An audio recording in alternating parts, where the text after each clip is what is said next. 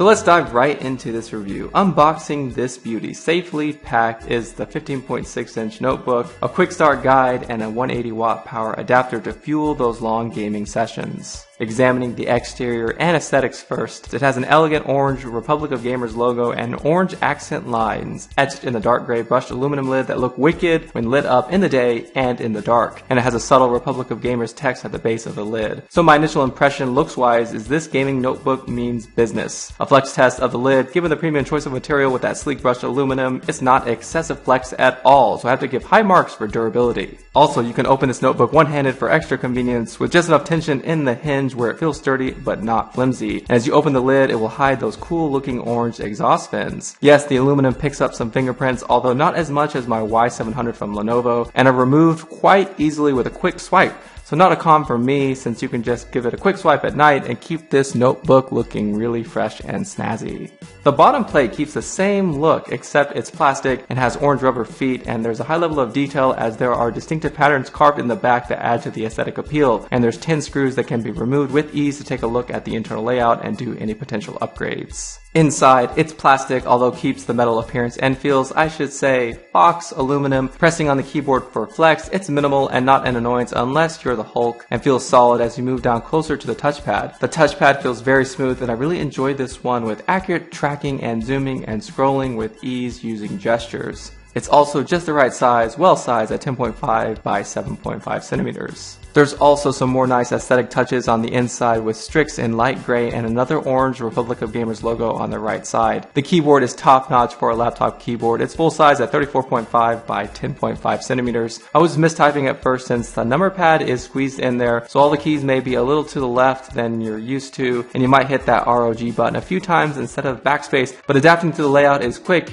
and easy. There's obviously going to be a low travel distance when compared to a desktop keyboard. The distance comes in at 1.6 millimeters, and that's marginally more travel than average for a gaming laptop at 1.5 millimeters. It's usually not exceeding 2 millimeters on most laptop keyboards and 1.2 on the super thin Ultrabooks. It's enough for a tactile feel, and I like that it doesn't require lots of force to aid against any potential finger fatigue. For my preference, it's just right. The WASD keys on this chiclet style keyboard are bright orange, so you can't miss them, and an extra little touch for the gamer inside of all of us. For connectivity, on the left side, you get an AC adapter plug, Ethernet jack, mini Displayport, HDMI, USB 3, USB Type-C, and no Thunderport 3 support. On the right side, a Kensington Lock micro SDX card reader, 2 more USB 3s, and a combo audio jack. So on first boot up, I didn't notice a lot of bloatware, and there's just a few icons that'll be chilling there on your desktop, and no annoying pop-ups, which was really appreciated. So with the exterior examination out of the way, let's talk about the internal specifications and some of the GL502's different offerings. The model we have here will set you back around $1,199 for being one of the base models. It is exceptionally well equipped. It's like a base luxury car in my opinion, where even the base model is pretty swank. Powering this beast GL502 VT we have with us today is the latest Skylake i7-6700HQ quad-core processor with a base frequency of 2.6 GHz and a max turbo of 3.5 GHz. It has 12 GB of DDR4 2133 MHz random access memory, a 1 TB 5400 RPM mechanical hard drive, and the NVIDIA GTX 970M graphics chip with 3 GB of VRAM. And of course it has included wireless and Bluetooth connectivity. The biggest con for me on this one is the hard drive speed. While 1 TB is plenty of storage capacity, and you can add an M.2 SSD in this laptop if you'd like. So here are the drive speed results, and it takes about 1 minute to boot up. But if you've ever been spoiled by an SSD, those boot and load and wait times, you're going to want at minimum a 7200 RPM drive. But with a 5400 RPM drive, not only did it take a while to boot up the PC, but when I wanted to load up a game like Doom or Shadows of Mordor, you double click and you'd be sitting there thinking, did I not click on that icon? Because it's just taking so long to load. So I'd recommend either a 7200 RPM drive or one with an SSD.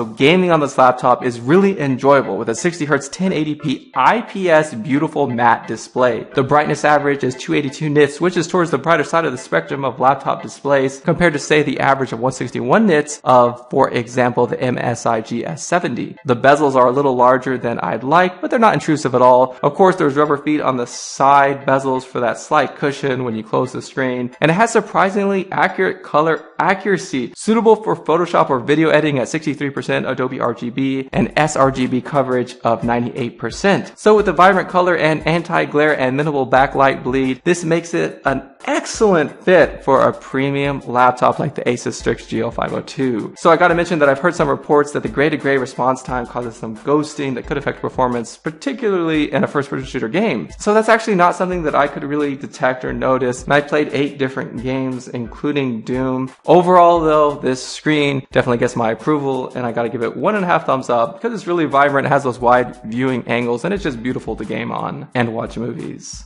On to speakers. They go pretty loud for a notebook and are louder and clearer than most laptops. Although nonetheless, they aren't amazing, and I do wish they included a subwoofer because the bass is kind of lacking even though they go pretty loud. They are powered by ICE power, and as you see, there are 2 small orange front-facing upward speakers showing a 90 decibel noise level on my sound test, which is very suitable for watching movies and playing music, although it's not really ideal if you're sitting like across the room. And I picked up 50 decibels for my iPhone, which I think is more ambient noise in the city that I'm in. For my ears, this laptop is pretty much silent at idle, and it's not really noticeably loud while gaming. There's just that quiet fan you can hear.